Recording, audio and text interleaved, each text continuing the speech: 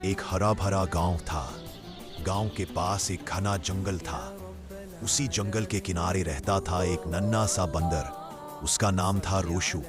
रोशू बहुत मासूम था, लेकिन इस दुनिया में वह बिल्कुल अकेला था। एक दिन उसकी माँ उसे छोड़कर चली गई थी। गांव में एक किसान के दो बैल थे, शेरू और कालू।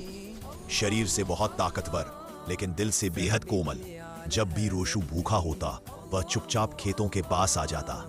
एक दिन किसान ने चारा डाला, कुछ दाने जमीन पर गिर गए। रोशू ने डरते डरते वे दाने उठा लिए। बैलों ने उसे भगाया नहीं, बल्कि प्यार से उसे देखा, मानो कह रहे हों, डरो मत, तुम हमारे दोस्त हो। धीरे धीरे रोशू रोज आने लगा। कभी बैल पर बैठता तो कभी उनके साथ खेतों में चलता। तेज धूप में बैल उसे अपनी छाया में छिपा लेते, बारिश में उसे अपने शरीर से ढक लेते। एक दिन अचानक जंगल में आग लग गई।